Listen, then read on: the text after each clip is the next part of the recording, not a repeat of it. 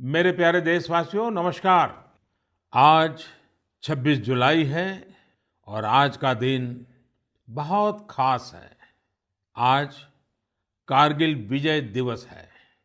21 साल पहले आज के ही दिन कारगिल के युद्ध में हमारी सेना ने भारत की जीत का झंडा फहराया था।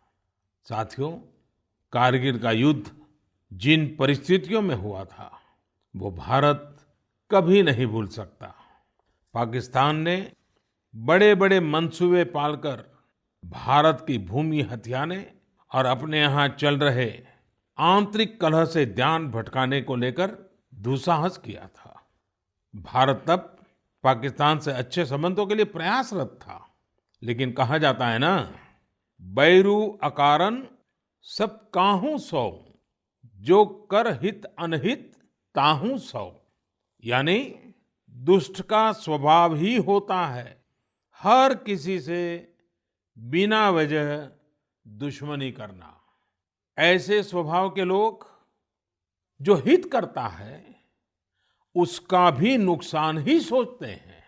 इसलिए भारत की मित्रता के जवाब में पाकिस्तान द्वारा पीठ में छुरा घोंपने की कोशिश हुई थी, लेकिन उसके बाद भारत की वीर सेना ने जो पराक्रम दिखाया, भारत ने अपनी जो ताकत दिखाई, उसे पूरी दुनिया ने देखा।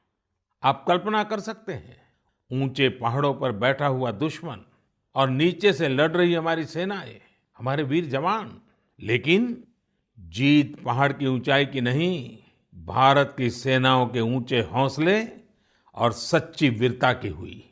साथियों, उस समय मुझे भी करगिल जाने और हमारे जवानों की वीरता के दर्शन का सौभाग्य मिला। वो दिन मेरे जीवन के सबसे अनमोल क्षणों में से एक है। मैं देख रहा हूं कि आज देश भर में लोग कारगिल विजय को याद कर रहे हैं। सोशल मीडिया पर एक हैशटैग करेज इन करगिल के साथ लोग अपने वीरों को नमन कर रहे हैं।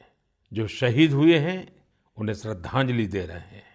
मैं आज सभी देशवासियों की तरफ से हमारे इन वीर जवानों के साथ साथ उन वीर माताओं को भी नमन करता हूं जिन्होंने मां भारती के सच्चे सपूतों को जन्म दिया।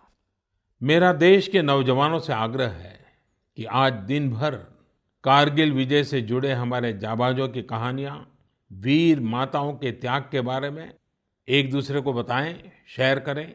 मैं साथियों आपसे एक आग्रह करता हूं। आज एक वेबसाइट है www.gallantryawards.gov.in। आप उसको जरूर विजिट करें। वहाँ आपको हमारे वीर पराक्रमी योद्धाओं के बारे में, उनके पराक्रम के बारे में बहुत सारी जानकारियाँ प्राप्त होगी।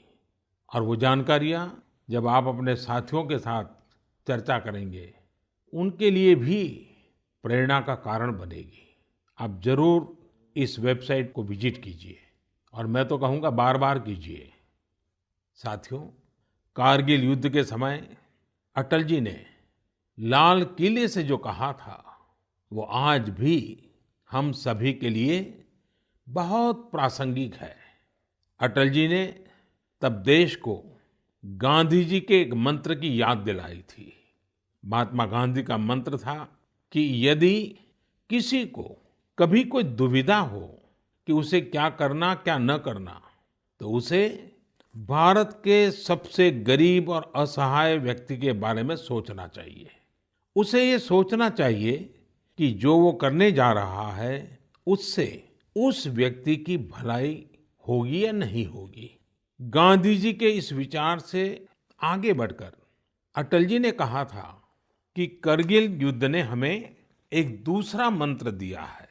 ये मंत्र था, कोई महत्वपूर्ण निर्णय लेने से पहले हम ये सोचें कि क्या हमारा ये कदम उस सैनिक के सम्मान के अनुरूप है जिसने उन दुर्गम पहाड़ियों में अपने प्राणों की आहुति दी थी। आइए अटल जी की आवाज में ही उनकी इस भावना को हम सुने, समझे और समय की मांग है कि उसे स्वीकार करें। हम सभी को याद है कि गांधी जी ने हमें एक मंत्र दिया था। उन्होंने कहा था कि यदि कोई दुविधा हो कि तुम्हें क्या करना है, तो तुम भारत के उस सबसे असहाय व्यक्ति के बारे में सोचो और स्वयं से पूछो कि क्या तुम जो करने जा रहे हो उससे उस व्यक्ति की भलाई होगी। कारगिल ने हमें दूसरा मंत्र दिया है, कोई महत्वपूर्ण निर्णय लेने से पहले हम ये सोचें कि क्या हमारा ये कदम उस सैनिक के सम्मान के अनुरूप है जिसने उन दुर्गम पहाड़ियों में अपने प्राणों की आहुति दी थी। साथियों, युद्ध की परिस्थिति में हम जो बात कहते हैं, करते हैं, उसका सीमा पर डटे सैनिक के मनोबल पर, उसके परिवार के मनोबल पर बहुत गहरा असर पड़ता है। ये बात हमें कभी भूलनी नहीं चाहिए और इसलिए हमारा आचार, हमारा व्यवहार, हमारी वाणी, हमारे बयान, हमारी मर्यादा, हमारे लक्ष्य, सभी कसौटी में ये जरूर रहना चाहिए कि हम जो कर रहे हैं, कह रहे हैं, उससे सैनिकों का मनोबल बढ़े, उनका सम्मान बढ़े। राष्ट्र सर्वोपरि का मंत्र लिए एकता के सूत्र में बंधे देशवासी हमारे सैनिकों की ताकत को कई हजार गुना बढ़ा देते हैं। हमारे यहाँ तो कहा गया है ना, संगे शक्ति कलौ युगे। कभी कभी हम इस बात को समझे बिना सोशल मीडिया पर ऐसी चीजों को बढ़ावा दे देते हैं जो हमारे देश का बहुत नुकसान करती है। कभी कभी जिज्ञासावत फॉरवर्ड करते रहते हैं, पता है गलत है लेकिन करते रहते हैं। आजकल युद्ध केवल सीमाओं पर ही नहीं लड़े जाते हैं, देश में भी कई मोर्चों पर एक साथ लड़ा जाता है और हर एक देशवासी को उसमें अपनी भूमिका तय करनी होती है। हमें भी अपनी भूमिका देश की सीमा पर दुर्गम परिस्थितियों में लड़ रहे सैनिकों को याद करते हुए तय करनी होगी। मेरे प्यारे देशवासियों, पिछले कुछ महीनों से पूरे देश ने एकजुट होकर जिस तरह कोरोना से मुकाबला किया है, उसने अनेक आशंकाओं को गलत साबित कर दिया है। आज हमारे देश में रिकवरी रेट अन्य देशों के मुकाबले बेहतर है। साथ ही हमारे देश में कोरोना से मृत्यु दर भी दुनिया के ज्यादातर देशों से काफी कम है। निश्चित रूप से एक भी व्यक्ति को खोना दुखद है, लेकिन भारत अपने लाखों देशवासियों का जीवन बचाने में सफल भी रहा है। लेकिन साथियों, कोरोना का खतरा टला नहीं है। कई स्थानों पर यह तेजी से फैल रहा है। हमें बहुत ही ज्यादा सतर्क रहने की जरूरत है। हमें ये ध्यान रखना है कि कोरोना अब भी उतना ही घातक है जितना शुरू में था। इसलिए हमें पूरी सावधानी बरतनी है।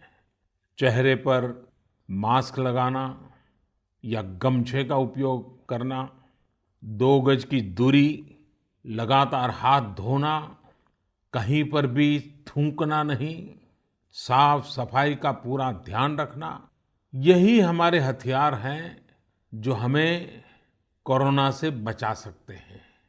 कभी कभी हमें मास्क से तकलीफ होती है और मन करता है कि चेहरे पर से मास्क हटा दें।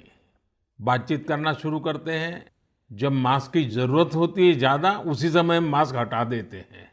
ऐसे समय मैं आपसे आग्रह करूंगा, जब भी आपको मास्क के कारण परेशानी फील होती हो, मन करता हो उतार देना है, तो पल भर के लिए उन डॉक्टर्स का स्मरण कीजिए, उन नर्सों का स्मरण कीजिए, हमारे उन कोरोना वॉरियर्स का स्मरण कीजिए। आप देखिए, वो मास्क पहन करके घंटों तक लगातार हम सबके जीवन को बचाने के लिए जुटे रहते हैं। 8-8, 10-10 घंटे तक मास्क पहने रखते हैं। क्या उनको तकलीफ नहीं होती होगी? थोड़ा सा उनका स्मरण कीजिए, आपको भी लगेगा कि हमें एक नागरिक के नाते इसमें जरा भी कोताही न बरतनी है, न किसी को बरतने देनी है। एक तरफ हमें कोरोना के खिलाफ लड़ाई को पूरी सजगता और सतर्कता के साथ लड़ना है, तो दूसरी ओर कठोर मेहनत से व्यवसाय, नौकरी, पढ़ाई, जो भी कर्तव्य हम निभाते हैं उसमें गति लानी है, उसको भी नई ऊंचाई पर ले जाना है। साथियों, कोरोना काल में तो हमारे ग्रामीण क्षेत्रों ने पूरे देश को दिशा दिखाई है। गांवों से स्थानीय नागरिकों के, ग्राम पंचायतों के अनेक अच्छे प्रयास लगातार सामने आ रहे हैं। जम्मू में एक गांव त्रेवा ग्राम पंचायत है। वहां की सरपंच हैं बलबीर कौर जी। मुझे बताया गया कि बलबीर कौर जी ने अपनी पंचायत में 30 बेड का एक क्वारंटाइन सेंटर बनवाया। पंचायत आने वाले रास्तों पर पानी की व्यवस्था की, लोगों को हाथ धोने में कोई दिक्कत ना हो इसका इंतजाम करवाया। इतना ही नहीं, ये बलबीर कौर जी खुद अपने कंधे पर स्प्रे पंप टांग कर वॉलंटियर्स के साथ मिलकर पूरी पंचायत में, आसपास के क्षेत्र में सैनिटाइजेशन का काम भी करती हैं। ऐसी ही एक और कश्मीरी महिला सरपंच है गांदरबल के चौंटलीवार की जैतूना बेगम। जैतूना बेगम जी ने तय किया कि उनकी पंचायत कोरोना के खिलाफ जंग लड़ेगी और कमाई के लिए अवसर भी पैदा करेगी। उन्होंने पूरे इलाके में फ्री मास्क बांटे, फ्री राशन बांटा। साथ ही उन्होंने लोगों को फसलों के बीज और सेब के पौधे भी दिए ताकि लोगों को खेती में, बागवानी में दिक्कत ना आए। साथियों, कश्मीर से एक और प्रेरक घटना है। यहाँ अनंतनाग में म्युनिसिपल प्रेसिडेंट है श्रीमान मोहम्मद इकबाल। उन्हें अपने इलाके में सैनिटाइजेशन के लिए स्प्रेयर की जरूरत थी।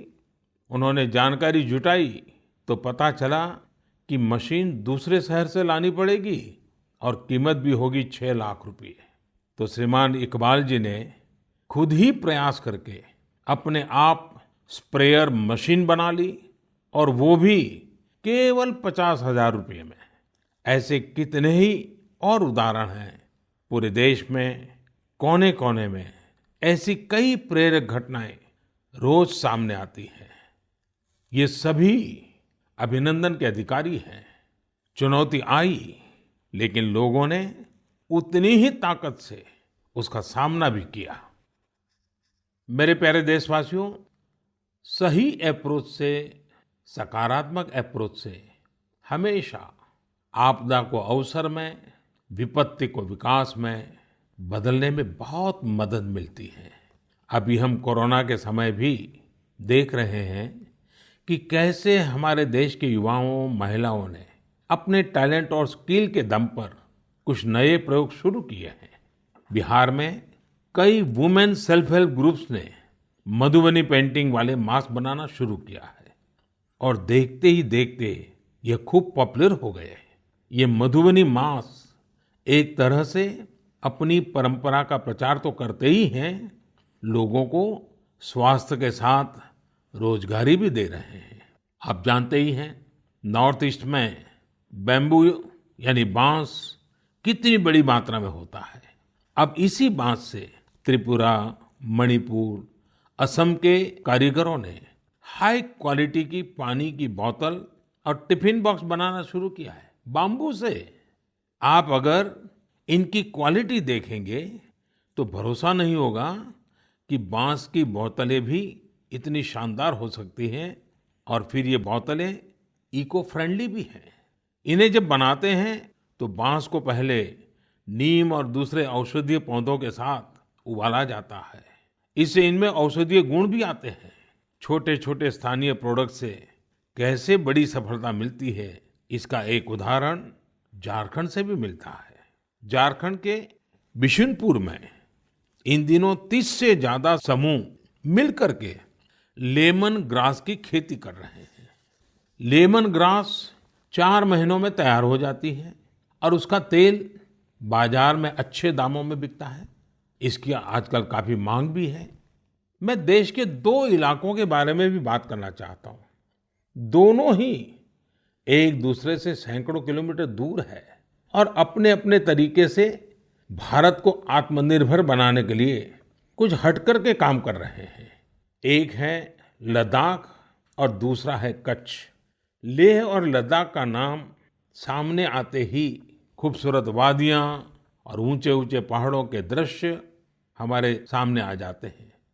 ताजी हवा के झोंके महसूस होने लगते हैं। वहीं कच्छ का जिक्र होते ही रेगिस्तान, दूर दूर तक रेगिस्तान, कहीं पेड़ पौधा भी नजर ना आए, ये सब हमारे सामने आ जाता है। लद्दाख में एक विशिष्ट फल होता है जिसका नाम चूली या एप्रिकॉट यानी खुबानी है। ये फसल इस क्षेत्र की इकोनॉमी को बदलने की क्षमता रखती है। परंतु अफसोस की बात यह है कि सप्लाई चेन, मौसम की मार जैसी अनेक चुनौतियों से ये जूझता रहता है। इसकी कम से कम बर्बादी हो, इसके लिए आजकल एक नए इनोवेशन का इस्तेमाल शुरू हुआ है। एक ड्यूअल सिस्टम है जिसका नाम है solar apricot dryer and space heater. ये खुबानी और दूसरे अन्य फलों एवं सब्जियों को जरूरत के अनुसार सूखा सकता है, और वो भी हाइजीनिक तरीके से। पहले जब खुबानी को खेतों के पास सुखाते थे तो इससे बर्बादी तो होती ही थी, साथ ही धूल और बारिश के पानी की वजह से फलों की क्वालिटी भी प्रभावित होती थी। दूसरी ओर आजकल कच्छ में किसान ड्रैगन फ्रूट्स की खेती के लिए सराहनीय प्रयास कर रहे हैं। बहुत से लोग जब सुनते हैं तो उन्हें आश्चर्य होता है, कच्छ और ड्रैगन फ्रूट्स, लेकिन वहाँ आज कई किसान इस कार्य में जुटे हैं। फल की गुणवत्ता और कम जमीन में ज्यादा उत्पाद को लेकर काफी इनोवेशन किए जा रहे हैं। मुझे बताया गया है कि ड्रैगन फ्रूट्स की लोकप्रियता लगातार बढ़ रही है। विशेषकर नाश्ते में इस्तेमाल काफी बढ़ा है। कच्छ के किसानों का संकल्प है कि देश को ड्रैगन फ्रूट्स का आयात न करना पड़े। यही तो आत्मनिर्भरता की बात है। साथियों, जब हम कुछ नया करने का सोचते हैं, इनोवेटिव सोचते हैं, तो ऐसे काम भी संभव हो जाते हैं जिनकी आम तौर पर कोई कल्पना नहीं करता। जैसे कि बिहार के कुछ युवाओं को ही लीजिए। पहले सामान्य नौकरी करते थे। एक दिन उन्होंने तय किया कि वो मोती यानी पल्स की खेती करेंगे। उनके क्षेत्र में लोगों को इस बारे में बहुत पता नहीं था, लेकिन इन लोगों ने पहले सारी जानकारी जुटाई, जयपुर और भुवनेश्वर जाकर ट्रेनिंग ली और अपने गांव में ही मोती की खेती शुरू कर दी। आज ये स्वयं तो इससे काफी कमाई कर ही रहे हैं। उन्होंने मुजफ्फरपुर, बेगूसराय और पटना में अन्य राज्यों से लौटे प्रवासी मजदूरों को इसकी ट्रेनिंग देनी भी शुरू कर दी है। कितने ही लोगों के लिए इससे आत्मनिर्भरता के रास्ते खुल गए हैं। साथियों, अभी कुछ दिन बाद रक्षाबंधन का पावन पर्व आ रहा है। मैं इन दिनों देख रहा हूं कि कई लोग और संस्थाएं इस बार रक्षाबंधन को अलग तरीके से मनाने का अभियान चला रहे हैं। कई लोग इसे वोकल फॉर लोकल से भी जोड़ रहे हैं, और बात भी सही है। हमारे पर्व हमारे समाज के, हमारे घर के पास ही किसी व्यक्ति का व्यापार बढ़े, उसका भी पर्व खुशहाल हो, तब पर्व का आनंद कुछ और ही हो जाता है। सभी देशवासियों को रक्षाबंधन की बहुत बहुत शुभकामनाएं। साथियों, 7 अगस्त को नेशनल हैंडलूम डे है। भारत का हैंडलूम, हमारा हैंडीक्राफ्ट अपने आप में सैकड़ों वर्षों का गौरवमयी इतिहास समेटे हुए है। हम सभी का प्रयास होना चाहिए कि न सिर्फ भारतीय हैंडलूम और हैंडीक्राफ्ट का ज्यादा से ज्यादा उपयोग करें, बल्कि इसके बारे में हमें ज्यादा से ज्यादा लोगों को बताना भी चाहिए। भारत का हैंडलूम और हैंडीक्राफ्ट कितना रिच है, इसमें कितनी विविधता है, ये दुनिया जितना ज्यादा जानेगी उतना ही हमारे लोकल कारीगरों और बुनकरों को लाभ होगा। साथियों, विशेषकर मेरे युवा साथियों, हमारा देश बदल रहा है। कैसे बदल रहा है, कितनी तेजी से बदल रहा है, कैसे कैसे क्षेत्रों में बदल रहा है। एक सकारात्मक सोच के साथ अगर निगाह डालें तो हम खुद अचंभित रह जाएंगे। एक समय था जब खेलकूद से लेकर के अन्य सेक्टर्स में अधिकतर लोग या तो बड़े-बड़े शहरों से होते थे या बड़े-बड़े परिवार से या फिर नामी गिरामी स्कूल या कॉलेज से होते थे। अब देश बदल रहा है। गांवों से, छोटे शहरों से, सामान्य परिवार से हमारे युवा आगे आ रहे हैं, सफलता के नए शिखर चूम रहे हैं। ये लोग संकटों के बीच भी नए-नए सपने संजोते हुए आगे बढ़ रहे हैं। कुछ ऐसा ही हमें अभी हाल ही में जो बोर्ड एग्जाम्स के रिजल्ट आए, उसमें भी दिखता है। आज मन की बात में हम कुछ ऐसे ही प्रतिभाशाली बेटे बेटियों से बात करते हैं। ऐसी ही एक प्रतिभाशाली बेटी है कृतिका नांदल। कृतिका जी हरियाणा में पानीपत से हैं। हेलो कृतिका जी, नमस्ते। नमस्ते सर। इतने अच्छे परिणाम के लिए आपको बहुत बहुत बधाई। धन्यवाद सर। और आपको तो इन दिनों टेलीफोन लेते लेते भी आप थक गई होगी, इतने सारे लोगों के फोन आते होंगे। जी सर। और जो लोग बधाई देते हैं वो भी गर्व महसूस करते होंगे कि वो आपको जानते हैं। आपको कैसा लग रहा है? सर बहुत अच्छा लग रहा है। पेरेंट्स को प्राउड फील करा के खुद को भी इतना प्राउड फील हो रहा है। अच्छा, ये बताइए कि आपकी सबसे बड़ी प्रेरणा कौन है? सर मेरी मम्मी है सबसे बड़ी प्रेरणा तो मेरी। वाह। अच्छा, आप मम्मी से क्या सीख रही है? सर उन्होंने अपनी जिंदगी में इतनी मुश्किलें देखी, फिर भी वो इतनी बोल्ड और इतनी स्ट्रोंग है। सर उन्हें देख देख के इतनी प्रेरणा मिलती है कि मैं भी उन्हीं की तरह बनूं। माँ कितनी पढ़ी लिखी हैं? सर बीए की है उन्होंने। बीए किया हुआ है? जी सर। अच्छा, तो माँ आपको सिखाती भी होगी? जी सर, सिखाती हैं, दुनियादारी के बारे में हर बात बताती है। वह डांटती भी होगी? जी सर, डांटती भी है। अच्छा बेटा, आप आगे क्या करना चाहती हैं? सर हम डॉक्टर बनना चाहते हैं। अरे वाह। एमबीबीएस। देखिए, डॉक्टर बनना आसान काम नहीं है। जी सर। डिग्री तो प्राप्त कर लेगी क्योंकि आप बड़ी तेजस्वी हो बेटा, लेकिन डॉक्टर का जीवन जो है वो समाज के लिए बहुत समर्पित होता है। जी सर। उसको कभी रात को चैन से सो भी नहीं सकता है, कभी भी पेशेंट का फ़ोन आ जाता है, अस्पताल से फ़ोन आ जाता है, उसको दौड़ना पड़ता है। एक प्रकार से 24/7 365 डेज डॉक्टर की ज़िंदगी लोगों की सेवा में लगी रहती है। Yes sir. और खतरा भी रहता है क्योंकि कभी पता नहीं आजकल के जिस प्रकार की बीमारियां हैं, तो डॉक्टर के सामने भी बहुत बड़ा संकट रहता है। जी सर। अच्छा कृतिका, हरियाणा तो खेलकूद में पूरे हिंदुस्तान के लिए हमेशा ही प्रेरणा देने वाला, प्रोत्साहन देने वाला राज्य रहा है। हाँ जी सर। तो आप भी तो कुछ खेलकूद में भाग लेती हैं क्या? कुछ खेलकूद पसंद है क्या आपको? सर बास्केटबॉल खेलते थे स्कूल में थे जब। अच्छा, आपकी ऊंचाई कितनी है? ज़्यादा है ऊंचाई? नहीं सर, 5'2" की है। अच्छा, तो फिर तुम्हारे खेल में पसंद करते हैं? सर वो तो बस पैशन है, खेल लेते हैं। अच्छा अच्छा। चलिए कृतिका जी, आपके माता जी को मेरी तरफ से प्रणाम कहिए। उन्होंने आपको इस प्रकार के योग्य बनाया, आपके जीवन को बनाया। आपकी माता जी को प्रणाम और आपको बहुत बहुत बधाई, बहुत बहुत शुभकामनाएं। धन्यवाद सर। आइए अब हम चलते हैं केरला, एर्नाकुलम। केरला के नौजवान से बात करेंगे। हेलो। हेलो सर, नमस्कार। So Vinayak, congratulations. Thank you sir. शाबाश विनायक, शाबाश। Thank to you how sir. Is the josh? Hi sir. Do you play any sport? Badminton. Badminton yes.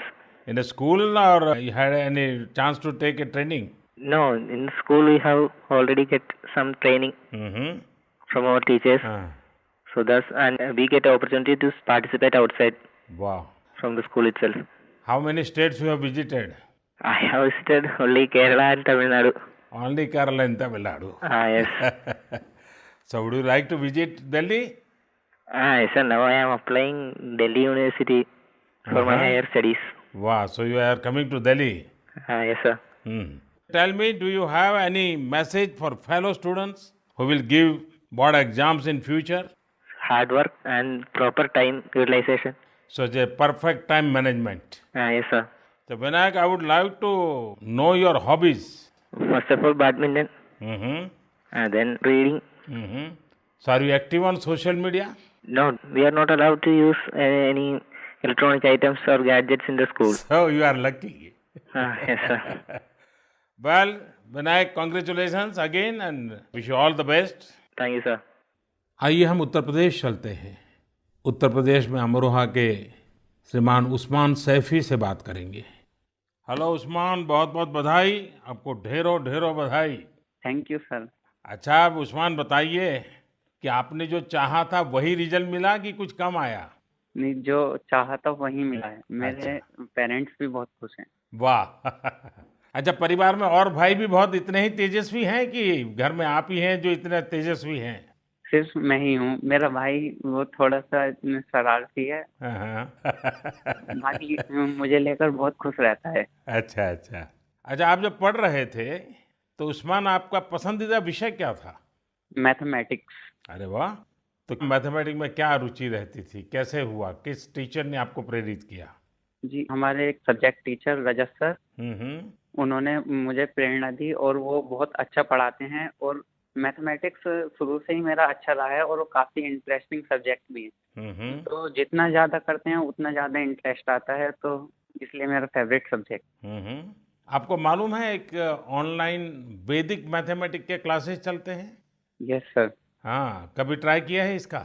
नहीं सर, अभी नहीं किया। आप देखिए, बहुत सारे आपके दोस्तों को लगेगा जैसे आप जादूगर है, क्योंकि कंप्यूटर की स्पीड से आप गिनती कर सकते हैं। वैदिक मैथमेटिक्स की बहुत सरल टेक्निक्स हैं और आजकल वो ऑनलाइन पर भी अवेलेबल होते हैं। जी सर। क्योंकि आपकी मैथमेटिक्स में इंटरेस्ट है तो बहुत सी नई नई चीज़ें भी आप दे सकते हैं। जी सर। अच्छा उस्मान, आप खाली समय में क्या करते हैं? खाली समय में सर कुछ ना कुछ लिखता रहता हूँ मैं। मुझे लिखने में बहुत इंटरेस्ट आता है। अरे वाह, मतलब आप मैथमेटिक्स में रुचि लेते हैं, लिटरेचर में भी रुचि लेते हैं? Yes sir. क्या लिखते हैं? कविताएं लिखते हैं, शायरियाँ लिखते हैं?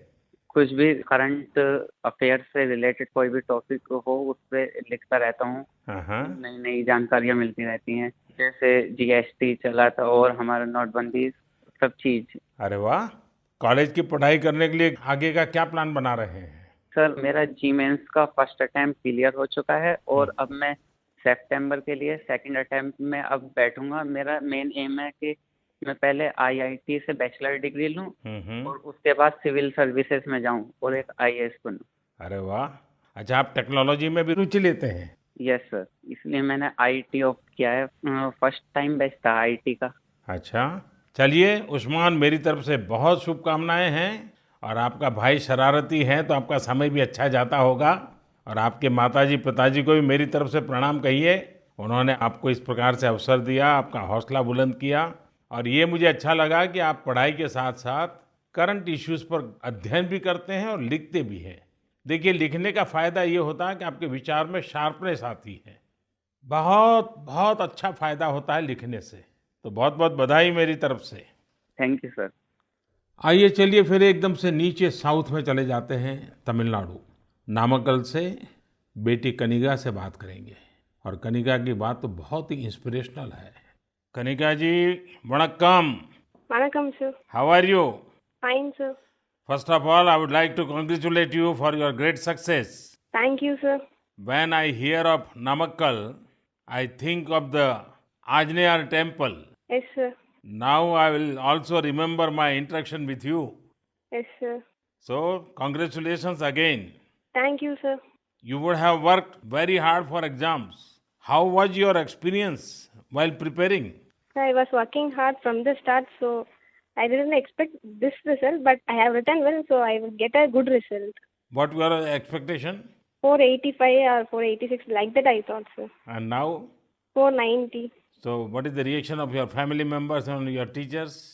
They were so happy and they were so proud, sir. Which was your favorite subject? Mathematics. Oh, and what are your future plans? I am going to become a doctor, if possible, in AFMC, sir. Mm-hmm. And your family members are also in a medical profession or somewhere else? Oh, sir, my father is a driver, but my sister is studying MBBS, sir. Arre wow. So first of all, I will do the pranam to your father, who is taking lot of care of your sister and yourself. It's a great service he is doing. Yes, sir. And it's an inspiration for all. Yes, sir. So my congratulations to you, your sister and your father and your family. Thank you, sir. साथियों, ऐसे और भी कितने युवा दोस्त हैं कठिन परिस्थितियों में भी जिनके हौसले की, जिनकी सफलता की कहानियां हमें प्रेरित करती हैं। मेरा मन था कि ज्यादा से ज्यादा युवा साथियों से बात करने का मौका मिले, लेकिन समय की भी कुछ मर्यादाएं रहती हैं। मैं सभी युवा साथियों को यह आग्रह करूंगा कि वो अपनी कहानी, अपनी जुबानी जो देश को प्रेरित कर सके, वो हम सबके साथ जरूर साझा करें। मेरे प्यारे देशवासियों, 7 समंदर पार भारत से हजारों मील दूर एक छोटा सा देश है जिसका नाम है सूरीनाम। भारत के सूरीनाम के साथ बहुत ही करीबी संबंध है। 100 साल से भी ज्यादा समय पहले भारत से लोग वहां गए और उसे ही अपना घर बना लिया। आज चौथी, 5वीं पीढ़ी वहां पर है। आज सूरीनाम में 1/4 से अधिक लोग भारतीय मूल के हैं। क्या आप जानते हैं, वहां की आम भाषाओं में से एक सरनामी भी भोजपुरी की ही एक बोली है। इन सांस्कृतिक संबंधों को लेकर हम भारतीय काफी गर्व महसूस करते हैं। हाल ही में श्री चंद्रिका प्रसाद संतोखी सूरीनाम के नए राष्ट्रपति बने हैं।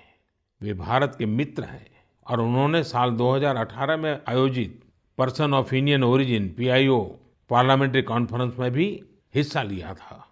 श्री चंद्रिका प्रसाद संतोखी जी ने शपथ की शुरुआत वेद मंत्रों के साथ की। वे संस्कृत में बोले, उन्होंने वेदों का उल्लेख किया और ओम शांति शांति शांति के साथ अपनी शपथ पूर्ण करी। अपने हाथ में वेद लेकर वे बोले, मैं चंद्रिका प्रसाद संतोखी। और आगे उन्होंने शपथ में क्या कहा, उन्होंने वेद का ही एक मंत्र का उच्चारण किया।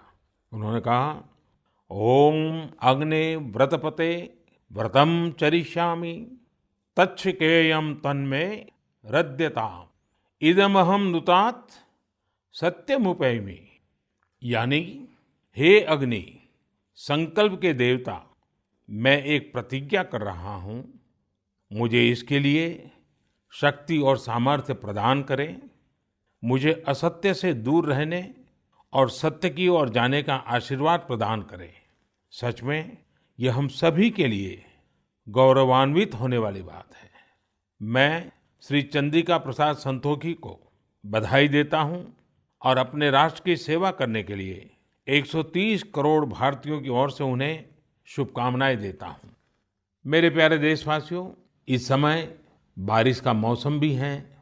पिछली बार भी मैंने आपसे कहा था कि बरसात में गंदगी और उनसे होने वाली बीमारियों का खतरा बढ़ जाता है। अस्पतालों में भीड़ भी बढ़ जाती है। इसलिए आप साफ सफाई पर बहुत ज्यादा ध्यान दें। इम्यूनिटी बढ़ाने वाली चीजें, आयुर्वेदिक काढ़ा वगैरह लेते रहें। कोरोना संक्रमण के समय में हम अन्य बीमारियों से दूर रहें। हमें अस्पताल के चक्कर न लगाने पड़े, इसका पूरा ख्याल रखना होगा। साथियों, बारिश के मौसम में देश का एक बड़ा हिस्सा बाढ़ से भी जूझ रहा है। बिहार, असम जैसे राज्यों के कई क्षेत्रों में तो बाढ़ ने काफी मुश्किलें पैदा की हुई है। यानी एक तरफ कोरोना है तो दूसरी तरफ ये एक और चुनौती है। ऐसे में सभी सरकारें, NDRF की टीमें, राज्य की आपदा नियंत्रण टीमें, स्वयंसेवी संस्थाएं सब एक साथ मिलकर जुटे हुए हैं। हर तरह से राहत और बचाव के काम कर रहे हैं। इस आपदा से प्रभावित सभी लोगों के साथ पूरा देश खड़ा है। साथियों, अगली बार जब हम मन की बात में मिलेंगे, उसके पहले ही 15 अगस्त भी आने वाला है। इस बार 15 अगस्त भी अलग परिस्थितियों में होगा। कोरोना महामारी की इस आपदा के बीच होगा। मेरा अपने युवाओं से, सभी देशवासियों से अनुरोध है कि हम स्वतंत्रता दिवस पर महामारी से आजादी का संकल्प लें, आत्मनिर्भर भारत का संकल्प लें, कुछ नया सीखने और सिखाने का संकल्प लें, अपने कर्तव्यों के पालन का संकल्प लें। हमारा देश आज जिस ऊंचाई पर है वो कई ऐसी महान विभूतियों की तपस्या की वजह से हैं जिन्होंने राष्ट्र निर्माण के लिए अपना जीवन समर्पित कर दिया। उन्हीं महान विभूतियों में से एक है लोकमान्य तिलक। 1 अगस्त 2020 को लोकमान्य तिलक जी की 100वीं पुण्यतिथि है। लोकमान्य तिलक जी का जीवन हम सभी के लिए बहुत बड़ी प्रेरणा है, हम सभी को बहुत कुछ सिखाता है। अगली बार जब हम मिलेंगे तो फिर ढेर सारी बातें करेंगे, मिलकर कुछ नया सीखेंगे और सबके साथ साझा करेंगे। आप सब अपना ख्याल रखिए, अपने परिवार का ख्याल रखिए और स्वस्थ रहिए। सभी देशवासियों को आने वाले सभी पर्वों की बहुत बहुत शुभकामनाएं। बहुत बहुत धन्यवाद।